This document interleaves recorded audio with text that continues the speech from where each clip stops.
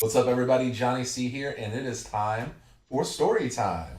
Today, I'm going to tell you guys a story about when I was in high school. Me and my best friend, Bob Hall, Robert Hall, Bob C. Hall, or Captain Hook. He is known by many names. So, this story actually is two stories in one. Basically, what it was is me and him had to go get fitted for tuxedos for a prom, homecoming, whatever the fuck it was. It may have been a homecoming and then a prom. The first time we went up, we were going a city away to go get our tuxes. And we're driving this raggedy ass truck that I had. It was a Nissan Cub Cab 4x4. It was lifted. It was a fucking hillbilly's dream. And we're driving up, and I was notorious for always fucking around when we were driving. We were probably 16 years old. So we're going around like this big ass fucking bend. And then all of a sudden, dude, it got real fishy.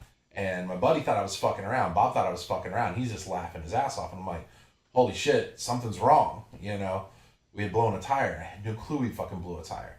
We're going right at a fucking telephone pole. And then the support beams that hold up the poles, we drove straight up the fucking support beam and sat on my tailgate with the truck straight up and down.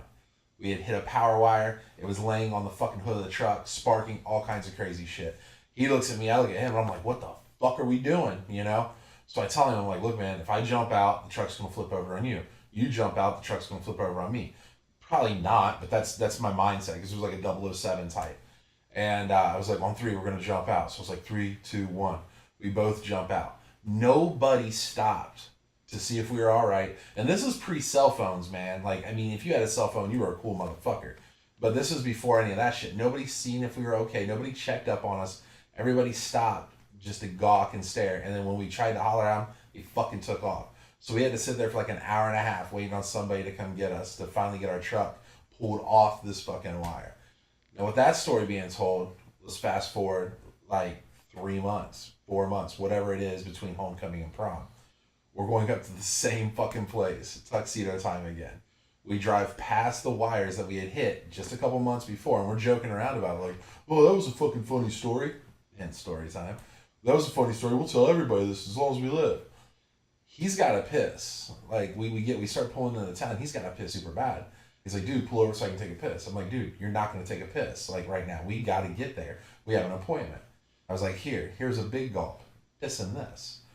So he's pissing in this big gulp cup. It was like 60 some fucking ounces, whatever. Dude, was one of the big jugs. He fills it all the way to the top and caps it off. So something you may not know about Bob C. When we go smash mailboxes when we were kids, I don't know if you've ever did that, but we did. Dude, we probably shouldn't talk about that, but we used to. He could take a big ass rock and at fucking 40, 50 miles an hour, throw a rock at a mailbox, going by it, and smash the mailbox. It was like the coolest talent this kid has. He could always smash wherever the fuck he wanted at high speeds throwing shit. So I look over at him. He's sitting there with a jug of fucking piss in his lap. And I'm like, how fucking great would this be if he smashed it on a car, a parked car? This would be hilarious.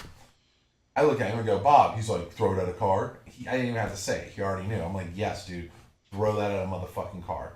So he hops up. He's in the window holding the oh shit handle. We're driving past this little fucking red car. You remember, dude, the motherfucker was red. He's driving past this little red car. He throws the fucking cup. Perfect hit, man.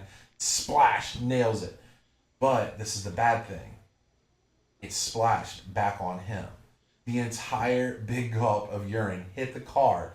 And as we drove by it, he went right through all the fucking piss. He's looking at me like, dude, we gotta fucking turn around. I'm not getting fit for a tux like this. I was like, the fuck if you aren't?